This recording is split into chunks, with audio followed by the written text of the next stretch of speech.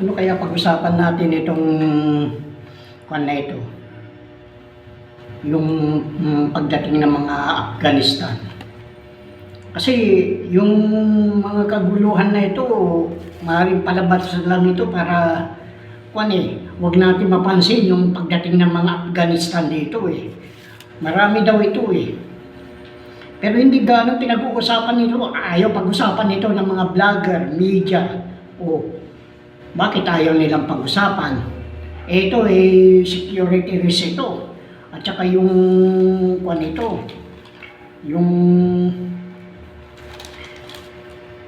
mga resorts, yung pagkain. Eh kung yung darating dito marami, o di saan kukuha ng pagkain? O baka sa primero, susuportahan ng ganun, bandang sa huli, ano na, ewan ko na kung ano. Baka, survival na lang. Tunay bagang, kasi ito ang katanungan ko sa Amerika eh, tunay ba ang bayan ay basurahan? Kasi bakit ang daming dito, lahat ng mga tinatambak dito, mga basura na lang. Bakit tayo pumapayag? Kaya, napakagulo itong na ito eh.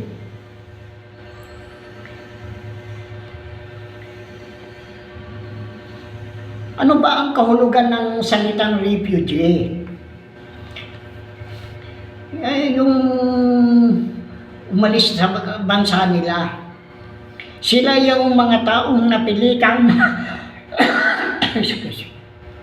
lisanin ang kanilang bayan upang magkanlong sa ibang bayan. Ngunit ang bagay na ito hindi iiral sa mga kriminal, kundi sa mga usaping panlipunan. Kasi yung nangyayari na yan, maaaring may banta sa kanila, napapatayin o bilanggo na dahil lamang sa paglalahad ng katotohanan. Gaya ng ginagawa kay Mardika, pero si Mardika hindi ko pinagpapaniwalaan yan eh. Ang tagay mo, yayakagin niya yung mga tao na umalsa. Dahil lamang kay Kibuloy. Sino ba si Kibuloy? O, yung rapist na yon, pinagtatanggol niya. Eh bakit? Kung tunay siyang sinasabi niya, tunay siyang anak ng Diyos, na ang kaluluwa ng tao eh hawak niya. Eh bakit hindi niya hawakan yung kaluluwa ng mga sumusugod na pulis doon? O, tingnan mo kabulaanan niya. Pagkatapos papansinin, huwag ninyong pansinin niyang ko na yan. Kasi ilalagay lang kayo sa alanganin. Ang bayan ilalagay sa alanganin. Yan ang sinasabi ko sa inyo. Huwag ninyong pansinin yung mga ganyan na kuka ng EDSA Revolution. May nangyari ba sa mga EDSA Revolution? Wala. O, balik din sa kuan. Kaya huwag na ninyong pansinin yung bahala na yung kataas-taasan ng gagawa ng kung ano ang nararapat sa mga tao na yan. Sang-ayon sa 1967 Protocol na linagdaan ng 148 na bansang kasapi sa United Nations, ipinauuna sa mga bansang kasapi na karapatan ng mga refugee, dapat sa mga ito ay magkaisa sa kanilang layunin tungkol sa 1951 Refugee Convention. Ang pangunahing prinsipyo ng 1951 Refugee Convention ay yung nagbabawal sa isang refugee sa kanilang bansa na pinagmulaan. Para bagang political asylum ito, yung pumupunta sa bansa na humihingi ng kwan. Pero ang political asylum ay mga isa o dalawang tao lang. Pero ito maramihan itong mga refugee. Sapagkat sila ay naharap sa seryosong pagbabanta sa kanilang buhay o kalayaan. Kasi mahirap kasi yung mga diktador na yan, gaya kay Marcos noon, talagang mahirap yun. Nandito ang mga pagkasunod-sunod na refugee na napasa bansa natin. Ang dami nito eh. Noong 1923, yung mga taga-Russia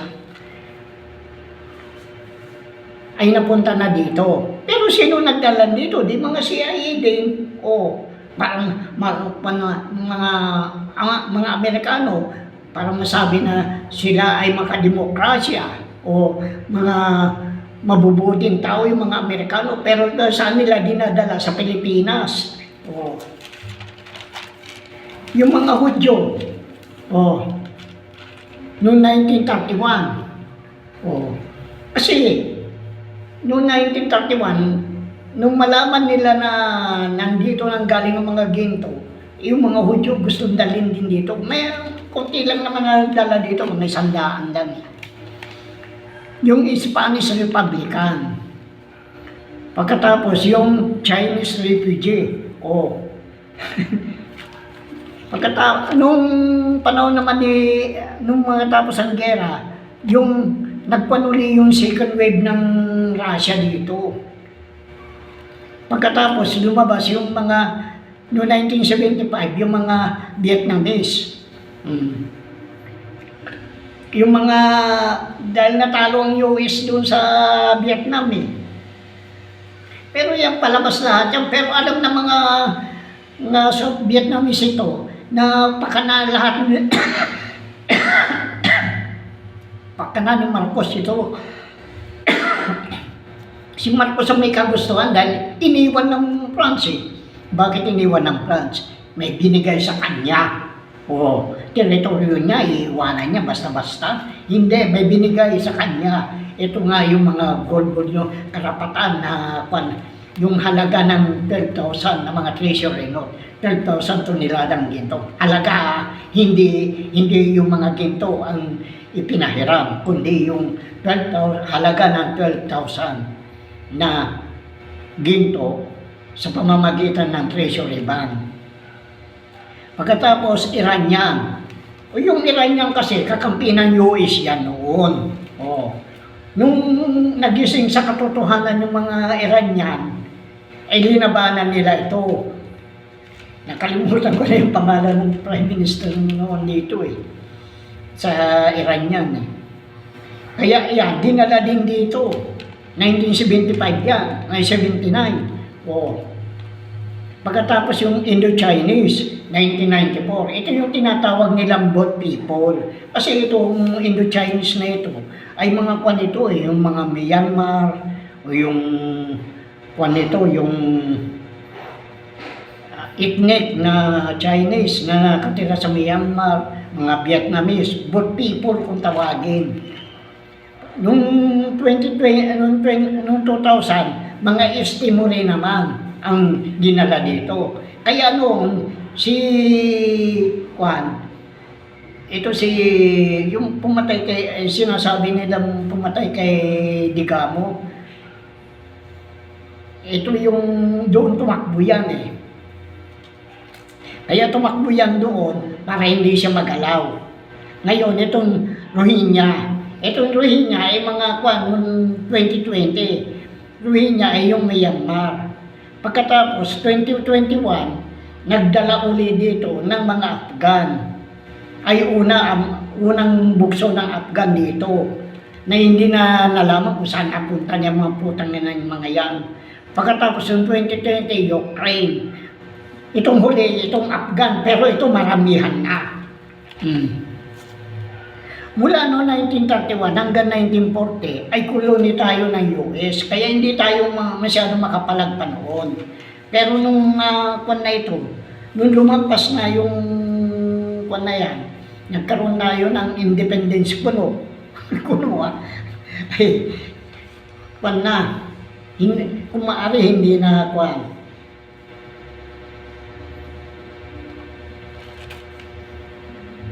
Ang pag-usapan natin ito, itutok natin itong Spanish Republican eh. Binili ng US ang Pilipinas kasama yung mga trust territory nila. Kasi marami itong trust territory itong mga Kastila noon eh. Kasama niyo yung Cuba, Pilipinas, may mga iba-iba pang bansa na nasakop dito eh. Katulad ng Mexico, mga binili nila noon ng $20 million.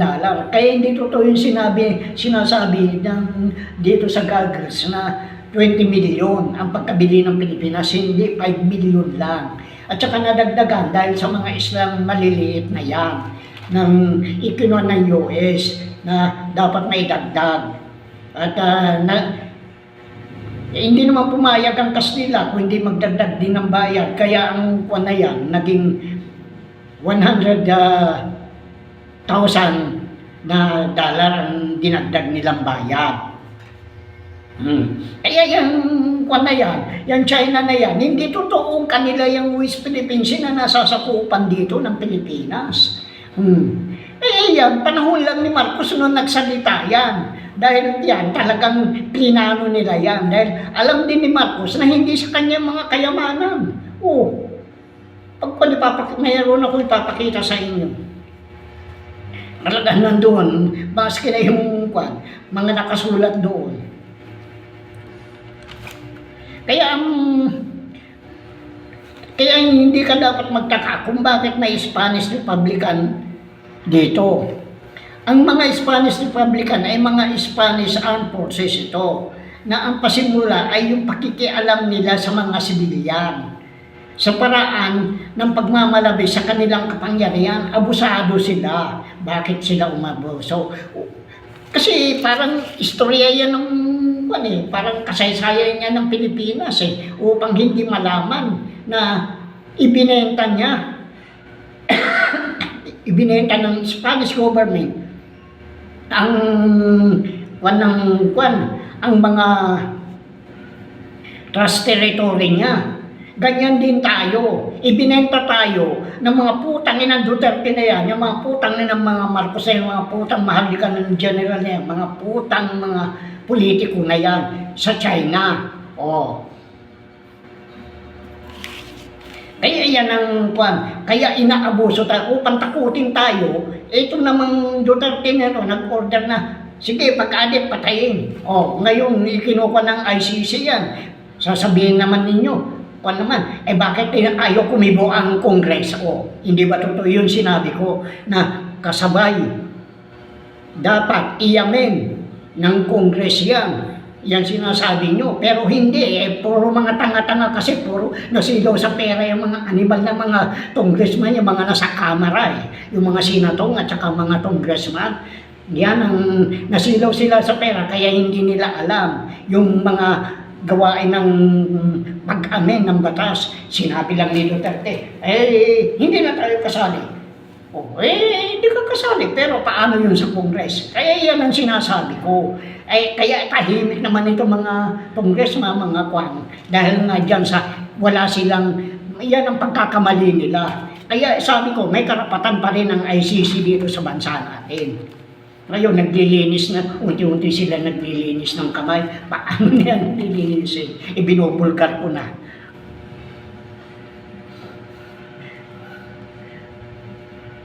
Kaya ang pangunahing pakikialam ay naging pampolitikal sa bansang Spain, yung pakikialam ng military. Kaya parang martial law na yun. Sa ganitong pangyayari, sila ang sinisisi ng mga tao sa pagkawala ng Cuba at saka Pilipinas bilang kolonya ng Spain. Kaya ang pagkakaroon ng pagkabahagi ng pagitan ng militar at mamamayan sa halip na nakabatay sa karapatan ng bawat isa ay napalitan ng isang depensibong itsurang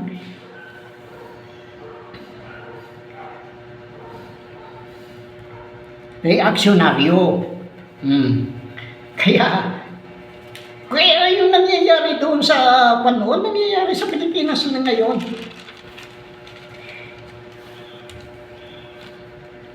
Gaya ng sinabi, kasi katulad din dito yung ng army noon ng Republican Army, yung Spanish Republic. Kagaya ng bansa natin, sobrang dami ng mga opisyal na military. Colonel at saka mga general. O, kaya karamihan dyan floating, walang ginagawa. O, nagpapalaki ng bayad, tumatanggap ng malalaking sahod. Kaya dito, sa kung pa lang dito, nagkakaroon na tayo ng economic crisis. Dahil tignan mo, lalaki ng mga sahod nila. O, upang maiwasan ang kaguluhan, ay inispol ni Duterte. Yun na nga, tinaasan yung sahod nila sa pamamagitan ng kanilang sahod. Itinaas ng yung animal na yan. Upang sa ganon, huwag makialam ang military sa suliranin ng bansa, kundi maging sunod-sunuran sila. Kaya nga sabi ko, mga inutil yung mga yan eh. O tignan nyo, si Browner, o yung mga namumuno, si Marvin, o alam nilang mali, pero sinusunod nila yung mali. Kaya sabi ko, lahat kayo kasama dyan sa makukort martial. Huwag ninyo sabihin na iba ako. Sabihin ko sa inyo totoo. Kaya yung sinumpaan nilang tungkulin na ipagtanggol ang konstitusyon at saka mamamayan ay hindi nasusunod. Ang pinagtatanggol nila yung mga magnanakaw. Kasi naghahangad sila mabatuhan ng Marcos Gold eh. Ayan na. Ngayon, yung pagpunta dito ni Juan, ng mga refugee, ito lang ang kinatwiran ni Duterte. Nung unang dagsa ng Afgan, yung salitang non-refoulement na ang kahulugan ay hindi maaring ibalik sa kanilang bansa pag napunta na dito. Tayo ba'y nakisawsaw sa kaguluhan na nangyayari sa mundo sa pagitan ng Afgan at Taliban? Yan ang kwangko. Hindi tayo nakisawsaw. Bakit dadalhin nila yung mga yan dito? Bakit hindi sa bansa nila? Tayo nga, pag pumunta sa bansa nila, iniipit-ipit tayo. Ayaw tayong papuntahin doon. Ang daming kuskus reketos. Samantala yung mga tiga-ibang bansa, pag gusto pumunta doon, may pera ka, may pamasahe ka, punta ka. Maski na terorista, nakakarating doon. Pero tayo, pinahihirapan. Bakit? Baka malaman natin ang katotohanan. Dahil yan, itinatago ng Amerika yung mga katotohanan na yan. Hindi ba totoo? Kaya tayo, alipin pa rin tayo ng mga Amerikano magpahanggang ngayon. Kasi yung lang sa EDSA Revolution, nung si Cory, anong ginawa ni Hunasan? Ni Hunason, yung Hunason sa salitang Sorsogon, magnanakaw. Hunasan. Ano bang ginawa mo? Tuta ka ng Amerikano, kaya ikaw ngayon tahimik ka rin. Dahil baka malantad-lantad ka, at nilalantad din kita.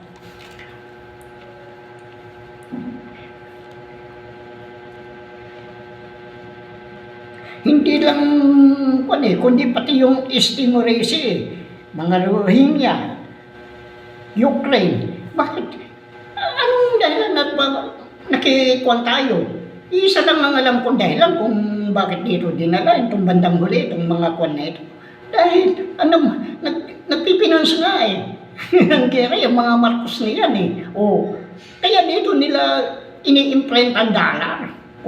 Kasi kung sa kanila mahuhuli eh. Ngayon, nagko-comment ako sa YouTube, yung mga doon, yung mga economic analyst, yung mga political analyst, nagko-comment ako sa kanila na sinasabi ko yan. Nag-i-imprint ang dollar ang Bangko Sentral ng Pilipinas dito.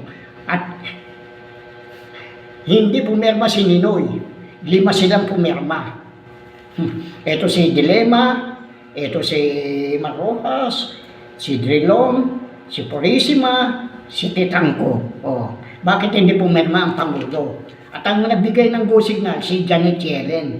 Talagang kinukumit ko yung dahil pinatatanong ko doon sa ruler, ayaw niya sagutin. Sige. Akala niya siguro, hindi ko alam ang gagawin ko.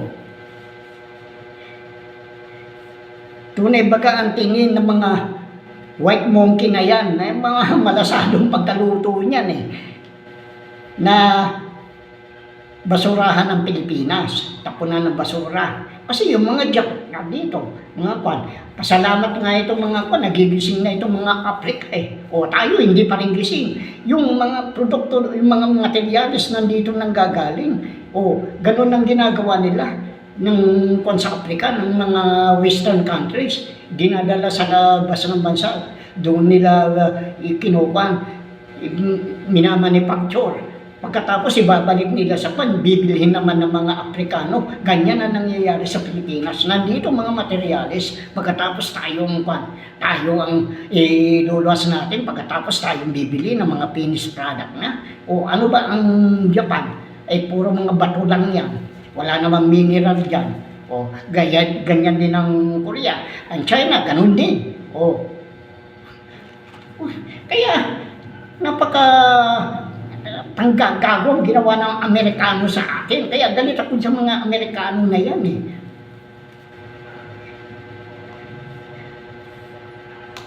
Kaya, bakit walang imik ang mga congressman? O, ang mga senatong, mga mainstream media, mga vlogger, dito sa pagdadala dito ng kwan. O, kasi natatakot sila, hindi sila mabatuhan ng Marcos Gold eh.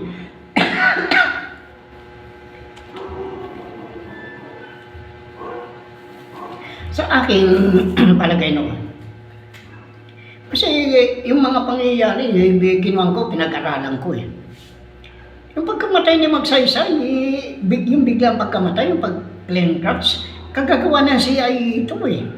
Kasi ano bang gusto ng noon? Ng United Nations, dalhin yung mga Hudyo dito. Pagkatapos, ayaw pumayag si Magsaysay. Yan ang alam ko naging dahilan dyan. Hindi siya pumayag eh. Sa anong dahilan? Kasi, ang gusto mong dalhin sa Mindanao. Ang katwiran ni Magsaysay, malalaking tao yan. Paano kung dumami? At aangkinin na nila itong Pilipinas. Kaya yung pagkadala ng inchik na yan, ganun din. Inaangkin na nila ang Pilipinas, mantakin mo, sasabihin nila, province of China na ang Pilipinas. Itong mga putang ina mga inchik na ito. Hindi ba totoo? Putang ina mo Duterte. Putang ina mo, putang ina ka, kayong mga Duterte. Putang ina nyo. Sabi ko sa inyo, ginagawa nyo sa bayan nyo, napakahirap. Kaya, yung pinatay nila, alam ko silang may kagagawaan. Ay sino ba nag-uutos na dalhin dito? Sa sino may kagustuhan? Di yung Rothschild. Kasi yung noon yung Israel na yan na yan na hindi naman nila pag-aari yung lupa sa Gaza. Ngayon inaangkin nila. Ganon din ang nangyari. Kaya ganyan din ang nangyayari sa inchik na dinala nila dito. Dahil nga doon sa Kumintang. Kaya ang ginawa ni Magsaysay noon, sinabi niya doon sa mga Tiga-Luzon, pumunta kayo sa Mindanao, maraming lupa doon. Siya nang bigay ng lupa doon. Kaya napaka naman yung pagkabigay ng lupa doon. Kaya maraming Ilocano doon sa maraming Bisaya, maraming Ilocano doon na sila na ngayon na nagkupan doon. Kung nagkataon, parang Israel din tayo. Ngayon, ang mahirap diyan, yung kayamanan natin aangkinin nila. Kasi alam ng Rothschild yan dahil nakita niya yung mga ginto na dinala sa Germany ng mga Hapon. Wala yan masita treasure. Sabihin ko sa inyo yung totoo. Meron bang bansang Sumatra? Sabi ko sa inyo Ngayon, kung gano'n, wala na mangyayari sa bansa natin. Lahat tayo alipin na. Hindi ba? Mapupulawi na tayo. Kaya sabi ko, hindi papayag ang Panginoon natin, ang kataas-taasan, babuyin itong bansa natin. Kaya ewan ko lang kung ano mangyayari sa Amerika. Yan ang tandaan nyo. Maski na yan, China na yan. Kaya nung ko pa sinabi, manood na kayo eh. Kaya, pagkatapos, may isang professor doon sa UP Asian Center na ang pangalan ay Michelle Palumbaret. O, Michelle Palumbaret. O, putang ina ka, animal ka, puta ka, o, binibenta mo ang bayan, animal ka, o, gaga. Ang ina ka. Na nagsasabi, ang mga Pilipino daw ay dapat maging global citizen. Putang ina. Gaga ka. Putang ina ka. Harapin mo ko. Putang ina mo. Gaga ka. Sira ulo ka. Kaya kayong mga professor ng mga UP, kayo ang nag-udyok sa mga estudyante ninyo na labanan ng gobyerno. Samantala kayo nakatago. Paano ba nangyari kay Minsuare? Hindi ba napabayad din niya kay Marcos? Hindi ba sa bandang huli, sasabihin ni Minsuare, ang kasalanan ng ama, hindi kasalanan ng anak, ulol. Putang ina ka. Paano yung mga namatay? Sino may kasalanan? Hindi ba ikaw? Nagpabayad ka? May mga offshore account ka. Kaya itong mga putang ng mga professor ng UP na ito, maaaring ganyan na nangyari. Sila nag-udyok. Paano yung mga namatay na mga estudyante? Putang nyo. Kung wari, makabayan. Sino ang presidente ng UP nung panahon ni Marcos na yan? Yung diktador na yan, yung magnanakaw na yan. Hindi ba si Angara? Sino nagrekomenda sa kanya? Si Enrile. Kaya maaaring na-impluensyahan. Kaya yan, linaso ninyong isip ng mga kabataan upang lumaban sa gobyerno. Dapat lang talagang labanan. Dahil pero kayo ang dahilan siguro yung mga ganyang pangyayari.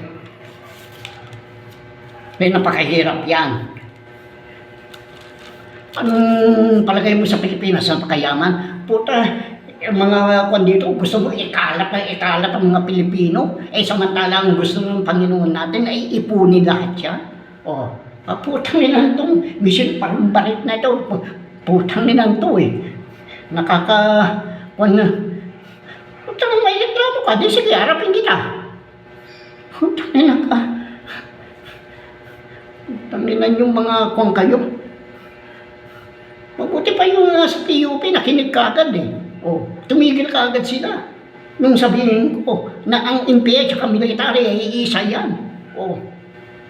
Pero kayo, maaaring kasabot kayo sa panlalaso ng kaisipan ng mga kabataan. Hindi din yung mababayaran ng salapi, yung samaan ng loob ng mga magulang ng mga namatayan. Sabihin ko sa inyo totoo, palibasay kayo, wala kayong alam kundi mga pera lang.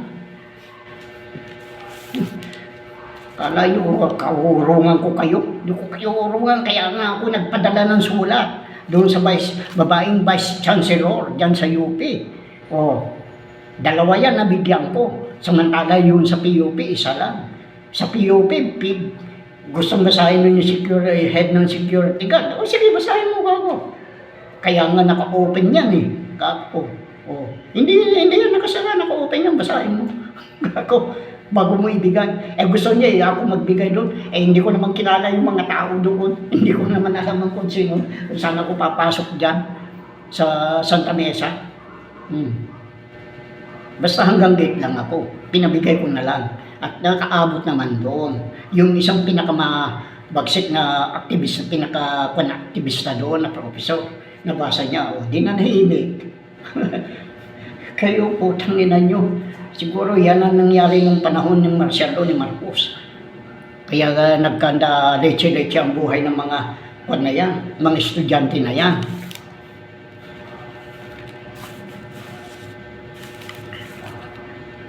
gaano ba karaming kayamanan ng Pilipinas? Ay, what di mo naman pag-aari ito? Bakit? Ikaw ba pa, Michelle Palumbarit, ikaw ba ang representative ng mamamayang Pilipinas? Na yan ang sinasabi mo? Magkano ba binayad sa iyo ng mga Marcos at saka ng Amerika? Tangina ka. Hindi ikaw ang representative ng mamamayang Pilipino. Wala kang karapatan na magsalita ng ganyan. Alamin mo muna kung bawat damdamin ng isang mamamayan. Kaya pala kinalat-kalat. Kilala ko yung unang nagpunta sa Saudi noon na Mangelin na ginobya nung kakilala ko Kagayan yun. Na siya nagpunta sa Saudi, nakikipag-negotiate kung paano magagawa ng mga Pilipino doon na makapagtrabaho doon. Yan ang ginugusto ninyo para may mga dahilan kayo na sasabihin, mga bagong bayani, yung mga OFW, ulol, kutang nila nyo, mga bagong bayani. Na nagkandalitsi-litsi ang buhay ninyo, bayani pa rin kayo. Nagpaalipin kayo sa ibang bansa, kaya ang baba ng tingin ng mga dayuhan sa mga Pilipino dahil yan. Nasabihin, muchacho lang kayo. Hindi ba napakasakit yun? Pero ikaw, putang ina mo, Michelle Palumbarit, tarantado ka, puta ka. Ipinuputa mo ang bayang Pilipinas. Putang ina ka. Sige na.